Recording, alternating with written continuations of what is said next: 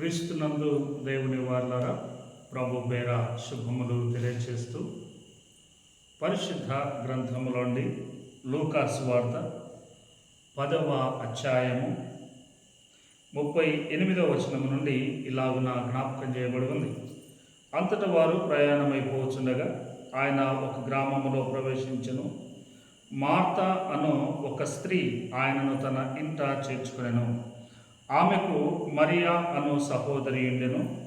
ఈమె యేసు పాదముల యొద్ద కూర్చుండి ఆయన బోధ వినుచుండెను.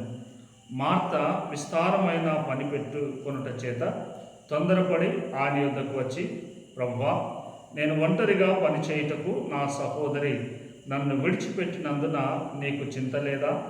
నాకు సహాయము చేయమని ఆమెతో చెప్పుమనెను. క్రీస్తునందు దేవుని వారలారా, మార్త యేసు ప్రభుల వారిని తన ఇంటికి ఆహ్వానించినది. ఆమెకు మరియా అనేటువంటి సహోదరి ఉంది.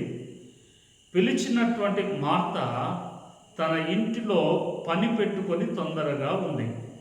కానీ మరియా యేసు ప్రభు పాదాల దగ్గర కూర్చొని ఆయన చెప్పేటువంటి బోధ లేదా మాటలు వినుచు ఉంది.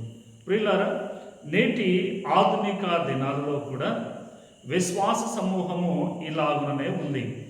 యేసు ప్రభుల వారిని రక్షకుడిగా అంగీకరించిన తరువాత ఆయనను ప్రక్కకు పెడుతూ ఉన్నారు.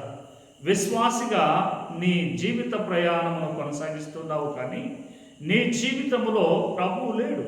అందుకే నీ జీవితంలో ఎన్నో సమస్యలు, ఎన్నో ఆందోళనలు. ఇదిగో మార్త కూడా ప్రభువును ఆహ్వానించింది, కానీ ప్రభు పాదముల దగ్గర కూర్చొని ప్రభు పాదముల యొద్ద పిలువనటువంటి మరియ కూర్చొని పిలుచు ఉంది. అందుకే యేసు ప్రభుల వారు జ్ఞాపకం చేస్తూ ఉన్నాడు, మార్త, అనేకమైన పనులు పెట్టుకొని తొందరపడుచున్నావు, కానీ అవసరమైనటువంటిది ఒకటే అని. ఆనాడు ఇశ్రాయేలు ప్రజలు కూడా అరణ్యములో ప్రభు వారితో ఉండగా భోజనము కొరకు మోషే అహరోనుల మీద సనిగారు.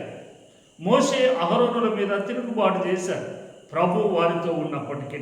ఇక్కడ కూడా మార్త ప్రభు తన ఇంటిలో ఉండినప్పటికీ ప్రభువును విడిచి పనులు పెట్టుకుని ఉంది. అందుకే ప్రభు అంటాడు, మీ చింత యావత్తు ఆయన మీద వేయండి. మీరు ఆయనను కలిగి ఉండి బాధపడడం ప్రభువుకి ఇష్టం లేదు. అందుకే ప్రియులారా, ప్రభువును కలిగి ఉన్నవారు ప్రభువు మీద మీ భారం వేస్తే ఆయన సమస్తమును తొలగించి నెమ్మదిని సమాధానమును అనుగ్రహిస్తాడు. దేవుడు మనను ఆ విధంగా నడిపించును గాక.